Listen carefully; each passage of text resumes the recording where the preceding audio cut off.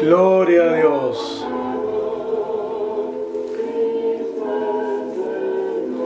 Gloria a Jesús. Estamos en victoria en esta hermosa madrugada, ya es de mañana. Hoy es el día 6 de enero del 2018. Estamos nuevamente saludándolos a todos ustedes y a ustedes también. Estamos cumpliendo un año ya de que iniciamos subir nuestras enseñanzas que han sido de gran bendición para muchos en todo el mundo. Hoy hemos abierto 2 nuevas páginas sociales, siempre en Facebook y en YouTube. Pronto estaremos en otras más.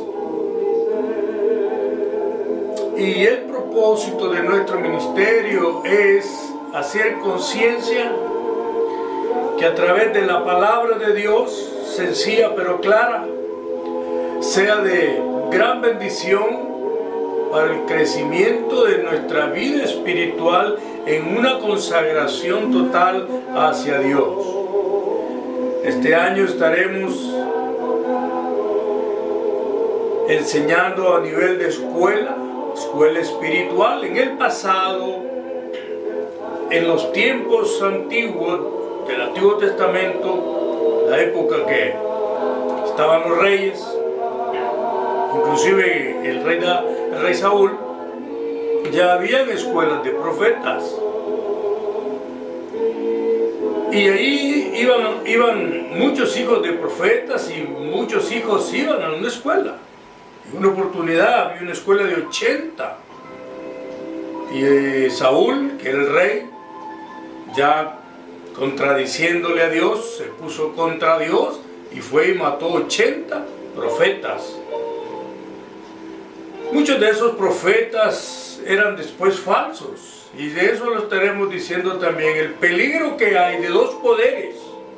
Y hemos dicho que tenemos que hacer conciencia desde ahora que comenzamos a estudiar la palabra de Dios para alcanzar una vida eterna, que va a haber siempre ese rival, si no se va a apartar.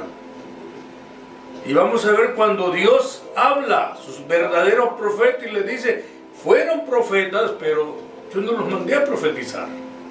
Así que estaremos hablando de eso. Hoy hemos hablado ya del rapto, en el caso de Enoc, no vio muerte, Dios lo raptó, Elías. Por lo tanto va a haber rapto. Resurrección, hemos hablado un poco ya de la resurrección.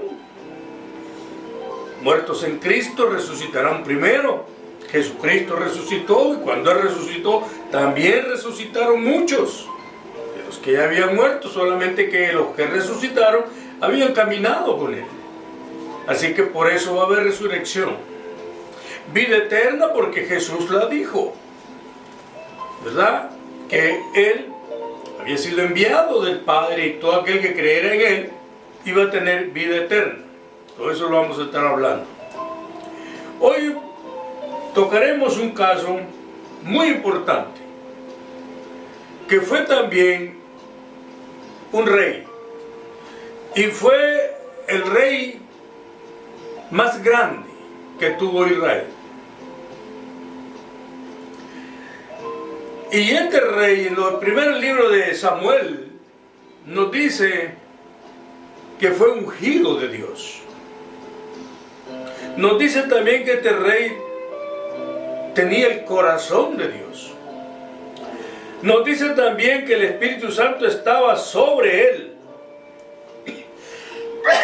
Perdón. Fíjese todo lo que tenía. Y sobre él estaban los 7 espíritus de Dios.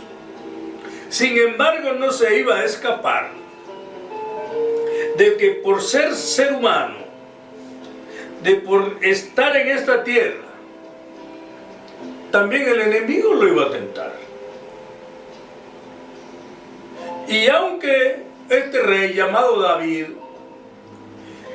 siempre consultaba a Dios en muchas guerras, en muchas batallas, David consultaba a Dios: ¿me entregarás al enemigo? Y Dios le decía: sí, atácalos porque yo te voy a entregar al enemigo. Y él lo atacaba con seguridad ya. En otra oportunidad, David consultó a Dios y Dios le dijo: no los subas, no los ataques. Espera, le dijo, la madrugada, porque el ejército contrario eran muchos para el ejército que en ese momento tenía David. Y le dijo Dios: cuando oigas el ruido de los árboles, cuando viene una tormenta, un huracán, se oye en los árboles, en las montañas, se oye el ruido fuerte de los árboles, las hojas. Y Dios le dijo: cuando oigas ese ruido, entonces sube y ataca al enemigo, porque Jehová tu Dios lo ha entregado en tus manos. Y así fue. El ejército contrario llegó cerca de donde estaba David, y ya era noche, oscuro, venían rendidos, cansados y se quedaron a dormir, ¿verdad? Y esa noche fue cuando se vino ese ataque de Dios. Y en lo oscuro despertó el enemigo y se mataron entre ellos, creyendo que era David que los atacaba. Cuando David subió 4 o 5 de la mañana, pues solo moribundos había. Podemos ver que cuando caminamos con Dios, cuando tenemos a Dios en primer lugar en nuestra vida, Él siempre va a estar con nosotros. Pero veamos un poquito. Ya en la época de Jesucristo, Dios, a través de Jesucristo, nos dice: orad sin cesar, para que no entres en tentación. Eso es para nosotros ya.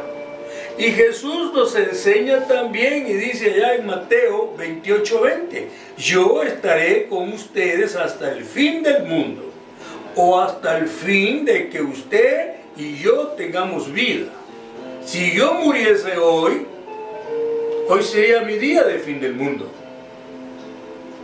Y depende como yo haya venido viviendo con Dios hasta hoy, que yo me muera, es lo que va a contar.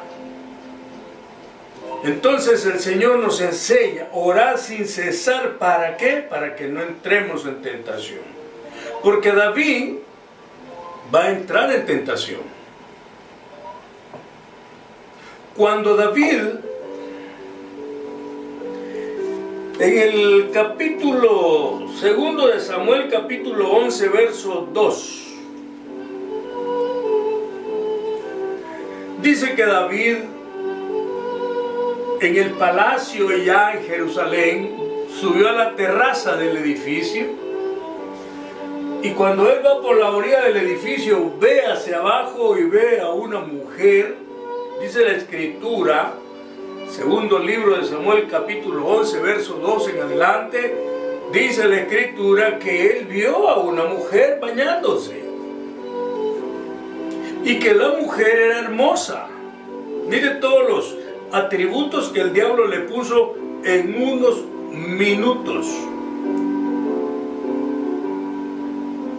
¿Por qué Jesucristo nos dice orar sin cesar? Para que no entres en tentación. Es por esa razón. Porque tenemos que estar constantemente buscando la presencia de Dios.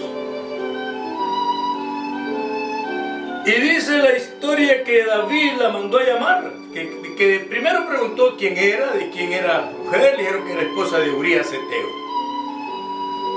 Entonces, aún así, la mandó a traer. Y Urías Eteo era un hombre valiente, amigo de él, pero estaba en la guerra. Y esta mujer llegó y él durmió con ella.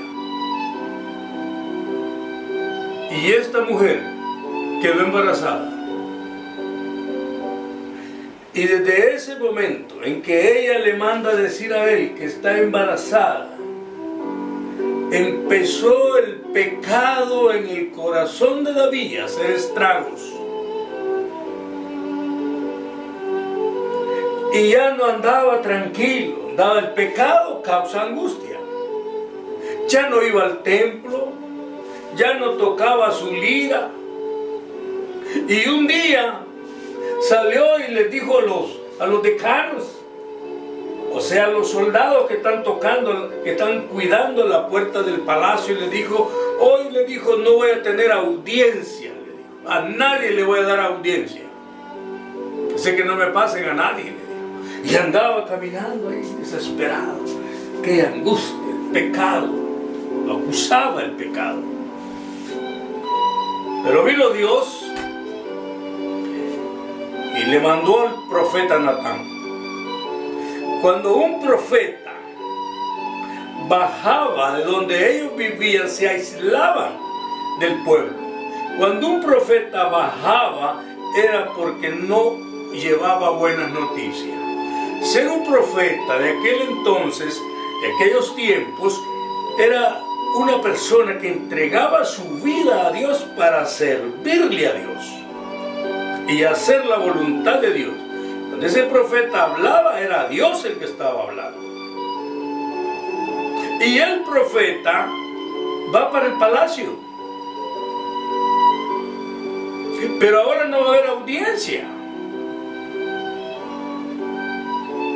Pero el profeta va hacia David. Continuaremos. Y verán ustedes el final en qué terminó este pecado. Gracias.